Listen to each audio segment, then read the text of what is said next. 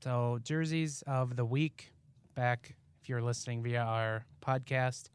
You can also find this in video format on our YouTube channel. Hi.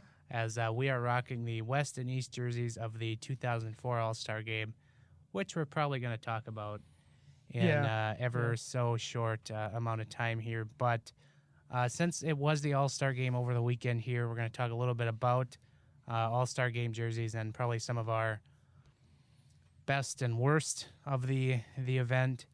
And I think since we're wearing them and it was here, we can both universally agree that the 2004 All-Star Game featuring the green Western jerseys and the kind of cream with red Eastern Conference jerseys were ones that really stand out, and one of just two jersey sets that were really designed after the host team. Yeah. With the other being 2009 in Montreal for their centennial. Although a lot was going on with those jerseys, but they were still Canadians' colors. It's not really been an NHL thing to model jersey colors after the host team. Although they also did, in 2017 in Los Angeles. Well, and so when they've gone to this 4-team format, they have sort of used the host team's colors. Wow. It's just been the colors, though. I mean, yeah, we're looking at Los Angeles now. They have black, they have the purple, foreign blue, whatever. They have yellow and they have white, and there's a lot of silver there. So you can say they use those colors, and that's all well and good. Same thing, with Tampa in 2018, blue and silver and black and white. Those are Tampa Bay's colors. So they use their colors, and that's fine, and that's all well and good. But the thing that I liked about these jerseys that we're wearing, the Wild, All-Star jerseys, they're actually modeled after the team. Like, they actually look like they came from this team. Like, it wasn't just some generic green jerseys, some generic red jerseys, et cetera. It was actually something that looked like, oh, this looks like a jersey that the Wild might wear. And that was kind of the nice thing about it. And the green, the Western jerseys kind of modeled or set the template for their 2009 through 17 alternates with the Minnesota script up the front. Yep.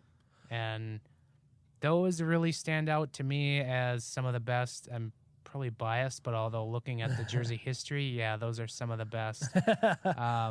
I did like the Campbell and Wales diagonal jerseys as well. Those I thought were a good look that they wore in the 80s. Yes. I really did like that. 84-86. Yep, Campbell and Wales. Great jerseys. We both are probably a little bit partial to the star jerseys, North America versus the world kind of when that whole thing first cropped up. Those were kind of nice too. The stars ended up bastardizing them for their own purposes. But it was still kind of a cool design. I mean, it was very 90s. We're looking at them right now. I just realized that. I had never realized that before. Mind wrecked. The stars bastardized those jerseys. Oh, yeah, the stars stole. They very blatantly stole those. But those were kind of fun. The Campbell and Wales were kind of fun. From there, they've just been kind of, I don't know, there's been some weird stuff they've tried that hasn't really worked that we're kind of scrolling through right now.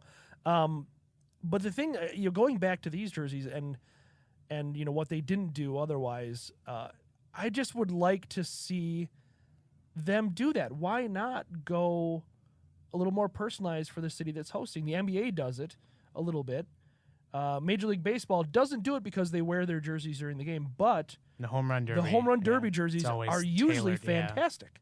Like they look really good, and I would really like to see something like that happen in hockey. And like I said, that you could kind of even make the argument they did it for Montreal, even though those jerseys were a little weird. But the Wild, that's the only time they've ever done that, and I don't know.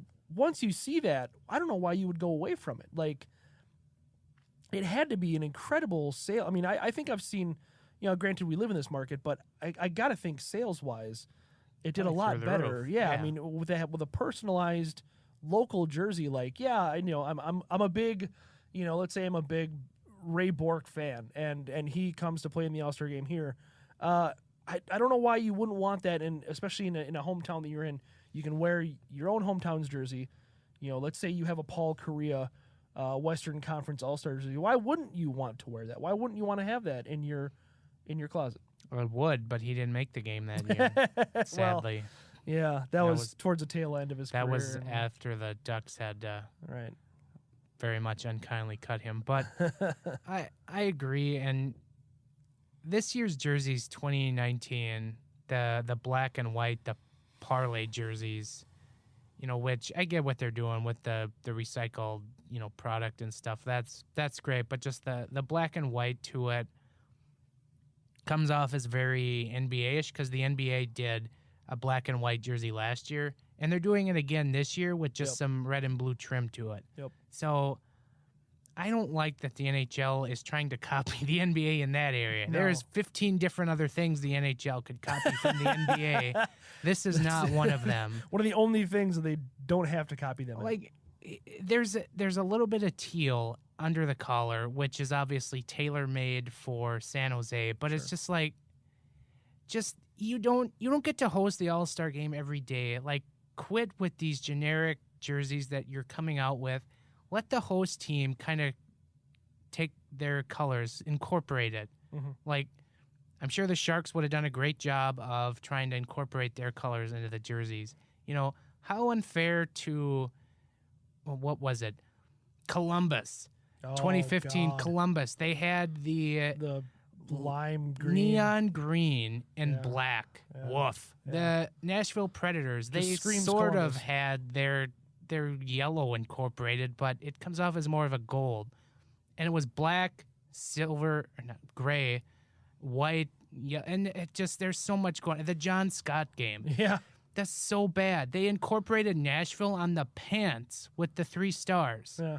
Like, why? It's so maddening how terrible the NHL has kind of gone with their jerseys. Although I will say this year's jerseys, they had a little more plainness to them, which is a good thing, I think. Yeah. I shouldn't say plain in like a bad way, but simple. They're simple, which I like. I like what they had going. It needed color. Yeah. And I think it was Chris Creamer of Sports Logos. He dropped a little bit of color in the crest of each team. Yeah. And they looked great. Yeah. So that's disappointing. And then also just to kind of sum up, other All-Star jerseys that I particularly liked. I liked the 1992, kind of the 75th anniversary of the NHL. I was kind of surprised they didn't go back to that in their 100th anniversary season. Yeah. Because they love to take that stuff out. But yeah, like pretty much like all through the 80s, the NHL had really good all-star jerseys. Except for the ones with all the stars. Right. I think it was what, 82? Yeah, 82. It looks like, Stars. That looks like a hull of a ship with just all the bolts in it. Like that looks awful. But yeah, the orange and black I actually thought was a pretty decent look for the NHL when they did that from, mid 70s on. So, that's kind of how I feel about All-Star jerseys, past and present. Do you have any last thoughts? No, I did. Not being a fan of the All-Star Game kind of tempers my love for the jerseys. But I still think that they can be kind of a cool thing. I still think that it can be something that you remember. Like, I do remember watching All-Star Games as a kid and being like, oh, this is a lot of fun. Like, this is, there's not any defense played or any hitting or a whole lot of, super intricate play, but it still is a lot of fun. And I don't understand why they find the most generic templates possible for the All-Star Game. Like, it's literally NHL 19 create a player jerseys that they use for the NHL All-Star Game every year. This year being the exception, even though the jersey templates themselves were absurdly simple and they just threw a black and white logo on it. Kind of the same thing, even though they were personalized for each team. Right. It still was very, very generic. And I'm just like, you don't have to go wild and, star vomit all over the jerseys like 1982, but at least give us something, like something fun, right. Something that, I wouldn't mind. I don't hate San Jose. I wouldn't mind if they had, a little bit of teal on there or something with the shark on there, just to kind of tie everything together. Like, you will see these jerseys, you have no clue where the teams are at. Next year, the game is in St. Louis, the 2020 All-Star Game. I can only imagine what kind of generic jersey we'll get for that. But, you've got the Blues who have a good blue and yellow color scheme. So there's something to work there with if you so chose NHL. But, I digress. So that can do it for our jersey segment. If you listened through this, again, check it out on our YouTube channel. If you did watch on our YouTube channel, thank you very much. Go ahead and smash that subscribe button for all of our great video content. And then that can wrap it up for this otherwise fine podcast. You can follow Ben and I on Twitter at Ben Remington, at Giles Farrell. Podcast has a Twitter at GATG Wild Podcast. You can again find us on Facebook. Search facebook.com/GATG Wild Podcast. If you listen on iTunes, please go ahead and subscribe and leave us a rating, good or bad. We laugh either way. Yes. And then Libsyn, SoundCloud, iHeartRadio, Spotify, we're on all those lovely channels as well.